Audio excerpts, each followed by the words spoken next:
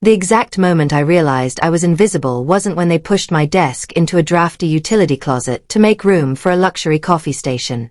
It was the night of our major funding celebration when the executive team was popping $400 bottles of champagne and shouting toasts to their own genius. I sat at the very edge of the long glass table with my warm tap water, watching a room full of suits celebrate a company that would collapse in 5 minutes if I stopped typing. Nobody in that crowded restaurant remembered that before the plush office chairs and executive perks, there was just me sitting in a damp basement with a cheap laptop. I spent 2 solid years writing the foundational predictive algorithms that currently bring in almost every dollar this company makes. The CEO provided the empty promises and the loud voice, but I provided the actual brainpower. I built the entire digital backbone from scratch while everyone else was busy taking credit on social media. When we were finalizing the initial incorporation papers years ago, the CEO was too hyperactive and arrogant to actually read what he was signing. He was already dreaming about becoming a billionaire, but I was a cautious engineer with a stack of student loans and zero trust in fast-talking executives. Hidden deep inside that giant stack of legal paperwork was a single intellectual property lease agreement that explicitly stated I retained total personal ownership of the core source code. My original contract leased the logic engine to the company for $1 a year, renewable annually, but strictly terminable with 30 days notice if they ever failed to pay or properly renew it. Every year I paid myself that $1 out of petty cash, saved the paper receipt, and kept my head down. I was content running the machine in the shadows while the executive team traveled the world giving interviews about innovation and corporate culture. The whole atmosphere in the office shifted 6 months ago when the board brought in a hotshot new technology executive named Bryce. He was the kind of person who wore designer vests, spoke almost entirely in corporate buzzwords, and had zero actual technical ability. Instead of valuing the person who literally built the system, Bryce saw a quiet middle-aged woman who did not fit his idea of a fast-paced tech startup. During my annual review, Bryce sat on the edge of his mahogany desk, swinging his foot and casually informing me that my position was being phased out. He told me they were bringing in fresh energy for the new platform version and offered to move me to a meaningless title where I would document my work and hand over administrative access. He honestly believed he was gracefully pushing an old employee out the door, completely unaware that he was standing on fragile ice. I did not argue or raise my voice because I already knew something Bryce had completely overlooked in his rush to replace me. I went straight back to my desk and checked the administrative logs alongside our corporate filing history. Sure enough, in their rush to push me aside, the legal team had completely forgotten to send the annual renewal paperwork and the lease fee had been past due for over 2 weeks. Technically speaking, the entire company was currently operating its primary software on stolen intellectual property without a valid license.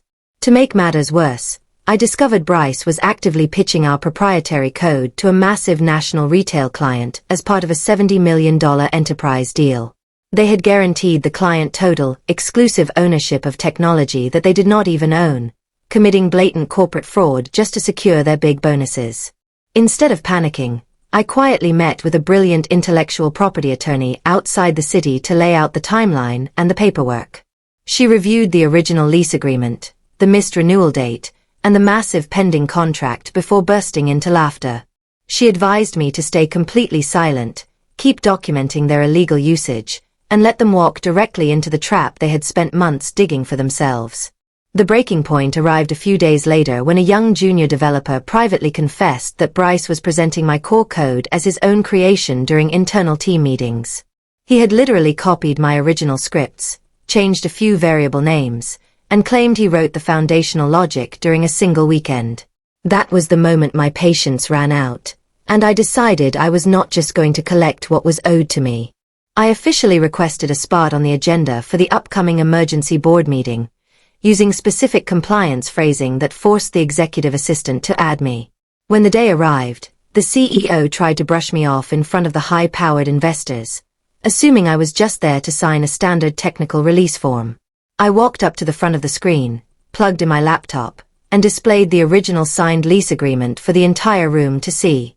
The silence in that boardroom was absolute as I calmly explained that the core software driving their entire business had been operating without a license for weeks.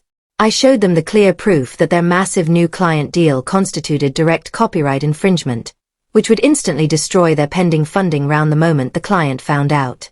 The lawyer in the room went pale, while the investors stared at the CEO with cold, furious eyes. When the investors demanded to know how much money it would take to buy the code from me permanently, I simply smiled and declined their offer. I presented a brand new licensing agreement for my newly formed independent corporation, demanding 15% of all gross revenue generated by the software going forward. They tried to threaten legal action, but they quickly realized that building a new engine from scratch before their contract deadline was completely impossible. Within 45 minutes, the board forced the CEO to sign every single page of my new terms while Bryce sat frozen in complete terror. The executive team had no choice but to accept my price because losing that major client meant immediate bankruptcy for the entire enterprise. By the time I gathered my personal items and walked out of the corporate building that afternoon, the board had already terminated Bryce for gross negligence. Today I work quietly from my own home, receiving massive quarterly royalty checks while their sales team works round the clock to sell my software. They handle the endless stress, the client complaints, and the operational management, while I simply sit back and collect the profits from the logic I created. They thought they were casually discarding an irrelevant employee, but they quickly learned that you should never try to push out the person holding the keys to the building.